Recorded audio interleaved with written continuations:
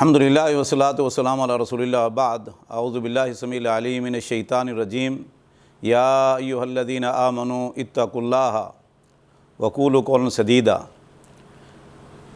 کتب یا ایھا الذین آمنوا کتب علیکم الصیام کما کتب علی الذین من قبلکم لعلکم تتقون۔ میرا نام مفتی محمد یوسف کشمیری، رکن مرکزی رویت الحلال کمیٹی پاکستان۔ اللہ رب العزت نے رمضان کے روزوں کی فرضیت کے متعلق جب امت مسلمہ کو آگاہ کیا تو ساتھ اس کے فوائد اور اس کے ثمرات اور اس کے مقاصد بھی بتا دیے، اور سب سے بڑا اس کا فائدہ ہے لعلکم تتقون، تاکہ تم متقی بن جاؤ، پرہیزگار بن جاؤ۔ مسلمان خواہ وہ مرد ہو یا عورت، بوڑھا بچہ یا جوان ہو، تعلیم یافتہ ہو یا غیر تعلیم یافتہ، کوئی ایسا عمل، کوئی ایسا کام، کوئی ایسا فعل نہیں کرتے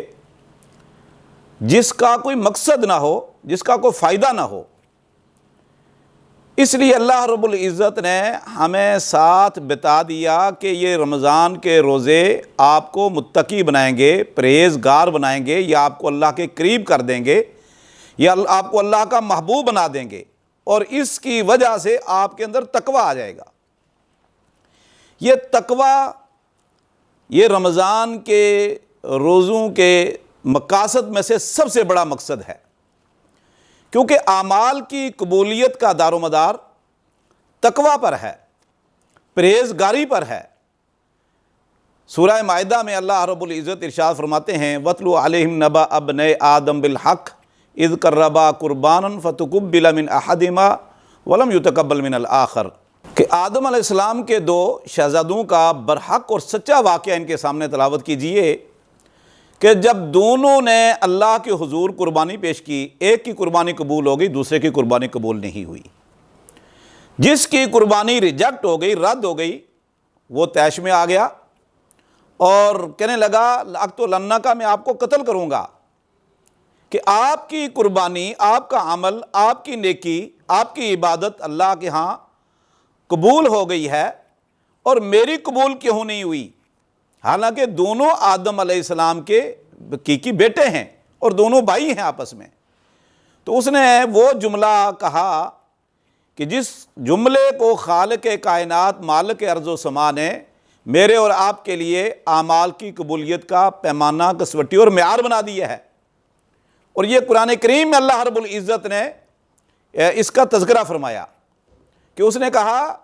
انما یتقبل اللہ من المتقین، کہ بھائی جان اللہ رب العزت تقویٰ والے پرہیزگار لوگوں کا عمل قبول کیا کرتا ہے۔ تو جس آدم علیہ السلام کے بیٹے میں تقویٰ تھا، وہ پرہیزگار تھا، اس کی عبادت قبول ہوئی۔ تو یہ آیت ہمیں بتاتی ہے، اللہ کا حکم ہمیں بتاتا ہے کہ ہر وہ نیکی، ہر وہ عمل، ہر وہ کار خیر، وہ صغیرہ ہو یا کبیرہ، ظاہری ہو یا باطن، اس کی بنیاد میں تقویٰ، خلوص، للہیت، رب کی رضا، رب کی خوشنودی ضرور ہونی چاہیے، اور اس کی بنیاد تقویٰ بھی ہے۔ تقویٰ کا معنی کیا ہے؟ پرہیز، اور متقی کا معنی پرہیزگار۔ رمضان کے روزے ہمیں یہ سبق دیتے ہیں، ہمیں یہ درس دیتے ہیں کہ ہم پرہیزگار بن جائیں۔ کیسے؟ کہ جب اللہ کی رضا کے لیے، اللہ کی خوشنودی کے لیے، اللہ کے حکم پر لبیک کہتے ہوئے ہم رمضان کے مہینے میں صبح سحری سے لے کر غروب آفتاب تک اللہ کی رضا کے لیے، اللہ کی حلال کردہ چیزیں جیسے کہ پانی ہے، کھانا ہے، مشروبات ہے، بیویوں کی قربت ہے، یہ حلال اور پاکیزہ چیزیں، یہ چھوڑ دیتے ہیں رب کی رضا کے لیے کہ رب کے حکم پر ہم نے لبیک کہنا ہے۔ تو روزہ ہمیں سبق دیتا ہے کہ جب آپ نے رب کو راضی کرنے کے لیے اللہ کے حکم پر لبیک کہتے ہوئے آپ نے اللہ کے لیے اتنے وقت کے لیے اللہ کی حلال کردہ چیزیں چھوڑ دی ہیں۔ تو اے مسلمان، جو چیزیں دائمی حرام ہیں، ہمیشہ کے لیے حرام ہیں، آپ کے ایمان کے لیے، آپ کے جسم کے لیے، آپ کی روحانیت کے لیے اور مسلم معاشرہ کے لیے اور لوگوں کے لیے نقصان دہ ہیں، زہر قاتل ہیں، فساد کا سبب ہیں، آپ ان کو کیوں نہیں چھوڑتے؟ ان حرام کردہ چیزوں کو اور ان مفاسد کو، ان کو بھی آپ ترک کر دیں، جن میں جھوٹ ہے، غیبت ہے، بہتان تراشی ہے، الزام تراشی ہے، اور اسی طرح گالم گلوچ ہے، بد زبانی ہے، جسم کے ایسے حرکات ہیں،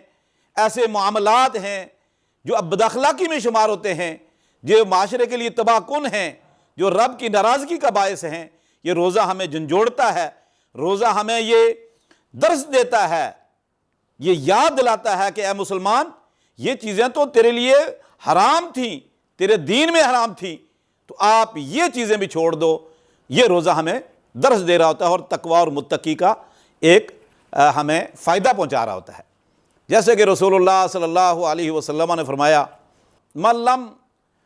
یدع قول الزور والعمل به فلیس للہ حاجۃ فی ان یدع طعامہ وشرابہ، کہ جو شخص رب کی رضا کے لیے روزہ رکھ کر وہ جھوٹ نہیں چھوڑتا، جھوٹے اعمال نہیں چھوڑتا، بری حرکات سے باز نہیں آتا، تو اللہ رب العزت کو اس کے روزے کا کوئی فائدہ نہیں، کوئی حاجت نہیں، کوئی ضرورت نہیں۔ اگر اس نے کھانا پینا اور دیگر چیزیں چھوڑ دی ہیں لیکن حرام نہیں چھوڑ رہا، تو ایسے آدمی کے روزے کا اللہ کو کوئی ضرورت نہیں ہے۔ تو روزے کا سب سے بڑا مقصد ہے کہ وہ انسان اللہ کے قریب ہو جائے، گناہوں سے پاک ہو جائے، اپنی اصلاح کرے، تزکیہ نفس کرے۔ رسول اللہ صلی اللہ علیہ وسلم نے تزکیہ نفس کی بڑی اہمیت بیان کی ہے، قرآن کریم میں بھی تزکیہ نفس کی بڑی اہمیت بیان کی گئی ہے۔ سورہ شمس ایک چھوٹی سی سورت ہے 30ویں پارے کی، تقریباً اس میں اللہ رب العزت نے درجنوں قسمیں کھائی ہیں، والشمس وضحاہا والقمر اذا تلاہا، یہ تقریباً درجنوں، ایک درجن کے قریب قسمیں کھانے کے بعد آخر میں وَنَفْسٍ وَمَا سَوَّاهَا، اللہ نے قسم کھائی ہے نفس کی، کہ نفس کی قسم اور اس کی سیٹنگ کی قسم، اس کی بناوٹ کی قسم، فَأَلْحَمَهَا فُجُورَهَا وَتَقْوَاهَا، کہ رب نے اس نفس کی طرف، انسان کے جسم کی طرف جو اچھائی کی چیزیں ہیں، تقوی کا سبب ہیں، خیر کا سبب ہیں، پرہیز کا سبب ہیں، وہ بھی اللہ رب العزت نے الہمہا الہام کر دی ہیں، اور جو چیزیں فسق و فجور کا سبب ہیں، گناہ کا ذریعہ ہیں، رب کی ناراضگی کا باعث ہیں، معاشرے کے بگاڑ کا باعث ہیں، وہ بھی اللہ رب العزت نے الہمہا اس نفس کی طرف الہام کر دی ہے۔ یعنی اللہ رب العزت نے انسان کے نفس میں فطرتاً خیر کی دلچسپی، خیر سے محبت، خیر کا غلبہ رکھ دیا ہے، اور شر سے، فسق و فجور سے، بگاڑ سے، گناہ سے اللہ رب العزت نے نفرت رکھ دی ہے۔ لیکن بعض اوقات آدمی دنیا میں ہمیشہ غلط کام کرتا رہتا ہے، اور جس کی وجہ سے اس کا اخلاق بگڑ جاتا ہے اور وہ برائی کی طرف چلا جاتا ہے۔ سورہ حجرات میں اللہ رب العزت نے فرمایا، حبب الیکم الایمان وزینہ فی قلوبکم وکرہ الیکم الکفر والفسوق والعصیان، کہ تین چیزیں اللہ رب العزت نے مومن، مسلمان، نیکوکار اور فطرت سلیم انسان کے اندر رکھ دی ہیں۔ حبب الیکم الایمان وزینہ فی قلوبکم، ایمان کو اللہ رب العزت نے انسان کے لیے خوشنما بنا دیا ہے، مزین کر دیا ہے، محبوب کر دیا ہے، اور اس کی محبت اللہ رب العزت نے مسلمان کے دل میں بٹھا دی ہے۔ وَزَيَّنَهُ فِي قُلُوبِكُمْ، اور اللہ فرماتے ہیں میں نے آپ کے دل میں اس کو خوشنما بنا دیا ہے، مزین کر دیا ہے، بہت خوبصورت بنا کے اس کو آپ کے دل میں آویزاں کر دیا ہے۔ وَكَرَّهَ إِلَيْكُمُ الْكُفْرَ وَالْفُسُوقَ وَالْعِصْيَانَ، اور اللہ رب العزت نے کفر، فسق و فجور اور رب کی نافرمانی، رسولوں کی نافرمانی اور شریعت کی نافرمانی کو کر رہا مکروہ ٹھہرا دیا ہے، ناپسندیدہ بنا دیا ہے۔ اس سے انسان کو کراہت ہونی چاہیے۔ سورہ حجرات کی اس آیت سے ثابت ہوتا ہے کہ اگر واقعتاً نیکی کی محبت ہمارے دل میں ہے، خیر کی محبت ہمارے دل میں ہے، ایمان سے محبت ہے اور نیکی کر کے خوشی نصیب ہوتی ہے، اور کفر سے، فسق و فجور سے، گناہ سے، نافرمانی سے، بغاوت سے اگر ہمیں کراہت ہے، نفرت ہے، بیزاری ہے، تو سمجھ لیجئے ہم اللہ کے محبوب بندے ہیں، اور وہ جو اسلام کے مقاصد تھے، روزوں کے مقاصد تھے، گویا ہم وہ پورے کر رہے ہیں اور وہ پورے ہو رہے ہیں۔ تو روزوں کا سب سے بڑا مقصد تھا تقوی۔ رمضان کا مہینہ یہ ایک نیکیوں کا سیزن ہے، یہ رب کی رحمتوں کو، برکتوں کو سمیٹنے کا اور رب کی رضا کا ایک بہت بڑا عظیم سیزن ہے ہمارے پاس۔ یہ تربیتی ورکشاپ ہے یہ مہینہ۔ جیسے کوئی آدمی اپنے تزکیہ نفس کے لیے، اپنی اصلاح کے لیے اور اپنے اندر سے خرابیوں کو دور کرنے کے لیے، اپنے آپ کو رب کا محبوب بنانے کے لیے کوئی تربیتی ورکشاپ کرتا ہے اور گناہ سے دور رہتا ہے، تو اللہ رب العزت نے 11 مہینے کے بعد ایک مہینہ یہ ہمیں تربیتی ورکشاپ دے دیا ہے۔ پھر اگلے سال 11 مہینے بعد آ جائے گا، اور یہ اس سے ہمارے نفس کی اصلاح ہوتی ہے۔ اور روزہ دراصل یہ انسان میں اور اس کے گناہوں میں رکاوٹ ہے۔ رسول اللہ صلی اللہ علیہ وسلم کی صحیح حدیث ہے، آپ صلی اللہ علیہ وسلم نے فرمایا الصوم جنہ وحصن حصین من النار، کہ روزہ ڈھال ہے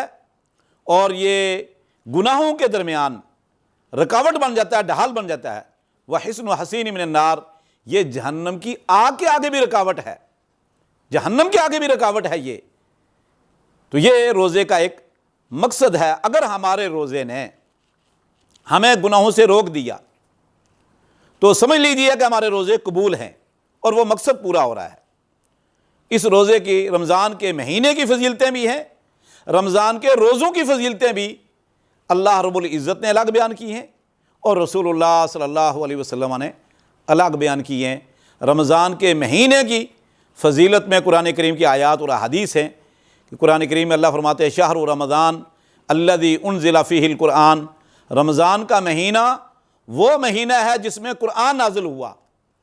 تو قرآن جس نبی پر نازل ہوا وہ نبی سید الانبیاء بن گئے،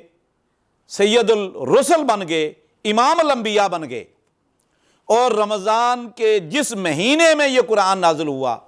وہ مہینہ بھی سب مہینوں میں برکتوں والا، رحمتوں والا، بخشش والا، رب کے قرب کا ذریعہ اور تزکیہ نفس کا ذریعہ بن گیا ہے، اور وہ مہینوں میں سردار مہینہ ہے اور عظمتوں والا مہینہ ہے۔ اور جس رات قرآن کریم نازل ہوا وہ رات بھی سب راتوں کی سردار بن گئی اور عظمت والی، برکتوں والی بن گئی۔ اس رات کے متعلق اللہ فرماتے ہیں انا انزلناہ فی لیلۃ القدر وما ادراک ما لیلۃ القدر لیلۃ القدر خیر من الف شہر،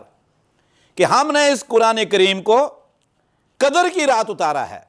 اور آپ کو کیا معلوم کہ قدر کی رات کیا ہے؟ قدر کی رات، عظمت والی رات، شان والی رات، رحمتوں والی رات، خیر من الف شہر، یہ ہزار ہا کے مہینوں کی عبادت سے اس اکیلی رات کی عبادت خیر افضل ہے، جو تقریباً 84.5 سال کی عبادت ایک طرف اور اس رات کی عبادت ایک طرف، اس سے بھی بڑھ جاتی ہے، آگے نکل جاتی ہے اور فضیلت پا لیتی ہے۔ کیوں؟ کہ اس رات قرآن کریم نازل ہوا۔ تو اب آپ اندازہ کیجئے کہ جس نبی پر یہ قرآن نازل ہوا وہ سید الانبیاء بن گئے، جس مہینے میں نازل ہوا وہ شہر مبارک اور شہر رمضان الذی انزل فی القرآن، جس رات نازل ہوا وہ قدر والی اور رحمت والی رات بن گئی۔ اور جس امت کے لیے یہ قرآن کریم آیا ہے، یہ رمضان کا مہینہ آیا ہے، اگر اس امت نے اس قرآن کریم کو لیا اور اس کا حق ادا کیا، اس کے حقوق کو پہچانا، اس سے محبت کی، تو یقیناً اس مہینے کی طرح، اس رات کی طرح وہ شخص بھی، وہ آدمی بھی اس قرآن کریم کی وجہ سے عام لوگوں میں سب سے بہترین اور افضل بن جائے گا۔ جیسا کہ صحیح بخاری اور مسلم کی حدیث ہے، عائشہ رضی اللہ تعالیٰ عنہ اور عثمان غنی رضی اللہ تعالیٰ عنہ فرماتے ہیں کہ رسول اللہ صلی اللہ علیہ وسلم فرمایا، خیرکم من تعلم القرآن وعلمہ، آپ میں سے بہترین انسان وہ ہے جو قرآن کریم سیکھتا ہے، سکھاتا ہے، پڑھتا ہے، پڑھاتا ہے۔ اور صحیح بخاری میں ایک دوسرے لفظ بھی ہیں، افضلکم من تعلم القرآن وعلمہ، آپ میں افضل آدمی، بہترین آدمی وہ ہے جو قرآن کریم پڑھتا ہے اور پڑھاتا ہے۔ تو یہ مہینہ بھی برکت والا، ایک رات لیلۃ القدر آئے گی، قدر کا معنی ہے شان اور عظمت والی رات ہے، اس کے لمحات، اس کے لیل و نہار، شب و روز، یہ مسلمانوں کے لیے بہت بڑی غنیمت ہے، بہت بڑا یہ ایک سنہری موقع ہے کہ ہم اس مہینے میں اپنے اللہ کو راضی کریں اور اپنے نفس کی اصلاح کریں، اور جب ہر انسان کی، مرد و خاتون کی اصلاح ہوگی تو انشاءاللہ معاشرے کی اصلاح ہوگی۔ لوگوں کے بگاڑ کی وجہ سے معاشرے میں بگاڑ پیدا ہوتا ہے، معاشرے کی اصلاح کا ضامن بھی ہم ہیں اور معاشرے کے بگاڑ کا باعث بھی انسان ہے۔ اور ہر چیز جو ہے، ہر مخلوق جو ہے وہ اللہ کے سامنے مطیع و فرمانبردار ہے، حتیٰ کہ ہر چیز، رب کی ساری مخلوق انسان کے سامنے اللہ نے مسخر کر دی ہے، لیکن انسان کی کیفیت ہم دیکھ رہے ہیں کہ وہ اپنے خالق، اپنے مالک کے غلام ہونے کے باوجود اس کے حقوق ادا نہیں کر رہے اور اس کو راضی نہیں کر رہے، بلکہ اس کی نافرمانی کر رہے ہیں۔ جیسے قرآن کریم میں اللہ رب العزت ایک دوسرے مقام پہ فرماتے ہیں، هو الذی خلق لکم ما فی الارض جمیعا، اللہ وہ ذات ہے جس نے آپ کے لیے پیدا کیا جو کچھ بھی زمین میں ہے، یعنی بر و بحر کا اور فضاؤں کی ساری مخلوق انسان کے سامنے مسخر ہے اور تابع فرمان ہے۔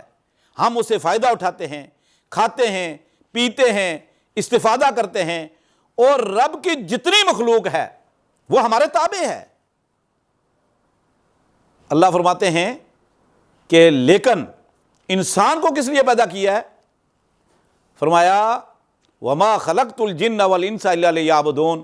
کہ میں نے انسانوں اور جنوں کو اپنی عبادت کے لیے پیدا کیا ہے، یعنی ساری مخلوق انسان کے لیے ہے، اور انسان اور جن کو اللہ نے صرف اپنی عبادت کے لیے پیدا کیا ہے۔ اور جنت بھی سنواری گئی، اعدت للمتقین، تلک الجنت التی اورثتموہا بما کنتم تعملون، تو جنت بھی مومنین کے لیے، متقین کے لیے اور نیکوکاروں کے لیے ہے، جہنم بھی انسانوں کے لیے ہے۔ فرشتے بھی فرمانبردار ہیں انسانوں کے سامنے، انبیاء آئے تو انسانوں اور جنوں کی طرف آئے، باقی مخلوق کی طرف نہیں۔ آسمانی مقدس کتابیں آئیں، آسمانی صحیفے آئے، آسمانی دستور اور منشور آیا، تو وہ بھی انسانوں اور جنوں کے لیے آئے ہیں، باقی مخلوق کی طرف نہیں آئے۔ اور اسی انسان اور جن کا محاسبہ ہوگا، اور جنت اور جہنم بھی ان کے لیے ہے، باقی ساری مخلوق انسان کے تابع ہے۔ تو انسان کو بھی چاہیے کہ وہ بھی اپنی بغاوت اور سرکشی کو اور نافرمانی کو، مستی کو چھوڑ کر اپنے مالک اور اپنے خالق اور اپنے رازق کے سامنے سر تسلیم خرم کر لے، جھک جائے،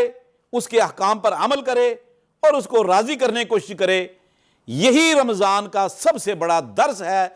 میرے اور آپ کے لیے، یہی سب سے بڑا مقصد ہے کہ ہم اپنی غلطیوں کا اور اپنی کوتاہیوں کا ازالہ کر کے متقی بن جائیں، پرہیزگار بن جائیں۔ اور پرہیزگار لوگوں کے لیے قرآن آیا ہے، پرہیزگار لوگوں کے لیے جنت بنائی گئی ہے، اور پرہیزگار لوگوں کے لیے اللہ کے انعامات کا وعدہ اللہ رب العزت نے کر رکھا ہے۔ اور نبی کریم صلی اللہ علیہ وسلم نے بھی ایسے لوگ جو اللہ والے ہیں، اللہ کے قریب ہیں، گناہوں سے اجتناب کرنے والے ہیں، ان کے لیے بڑے انعامات جو اللہ نے تیار کر رکھے ہیں، اللہ کے نبی صلی اللہ علیہ وسلم نے وعدہ دیا ہے۔ اگرچہ انسان خطا کا پتلا ہے، نسیان والا ہے، خطا اس سے ہو جاتی ہے، غلطی ہو جاتی ہے، کوتاہی ہو جاتی ہے، اور اللہ رب العزت نے توبہ کا دروازہ کھلا رکھا ہے، وہ 24 گھنٹے اور 12 مہینے کھلا ہے، لیکن اس سے بڑھ کر رمضان کا مہینہ ख़ास طور پر بخششوں والا مغفرت والا مہینہ ہے۔ اس میں رسول اللہ صلی اللہ علیہ وسلم نے فرمایا کہ جنت کے دروازے کھول دیے جاتے ہیں، جہنم کے دروازے بند کر دیے جاتے ہیں، اور بڑے بڑے سرکش شیطانوں کو پابندِ سلاسل کر دیا جاتا ہے۔ یہ اس رمضان کے مہینے کی برکات ہیں اور اس کی رحمتیں ہیں۔ تو ہمیں کوشش کرنی چاہیے کہ ہم اپنی اصلاح کریں، جیسے ہم دنیا میں بے شمار چیزوں سے پرہیز کرتے ہیں، جیسے شوگر کی بیماری لگ جاتی ہے، کوئی اور بیماری لگ جاتی ہے، تو ہم اپنے اس جان کے تحفظ کے لیے اور اپنے علاج کے لیے مرغوب اور پسندیدہ غذائیں چھوڑ دیتے ہیں، محبوب اشیاء چھوڑ دیتے ہیں طبیب اور حکیم اور ڈاکٹر کے مشورے پر۔ تو جو خالق کائنات، مالک ارض و سماء ہے، اس نے ہمارے ایمان کے لیے، ہمارے جسم کے لیے، ہماری آخرت کے لیے، ہمارے دین کے لیے، معاشرے کے لیے، سوسائٹی کے لیے جو چیزیں نقصان دہ ہیں، بربادی کا سبب ہیں، فساد کا سبب ہیں، نقصان دہ ہیں، ان سے جب ہمیں پرہیز کا حکم دیا ہے تو ہمیں ان سے بھی پرہیز کرنا چاہیے۔ یہی روزے کا سب سے بڑا مقصد اور سب سے بڑا درس ہے۔ جزاکم اللہ خیر۔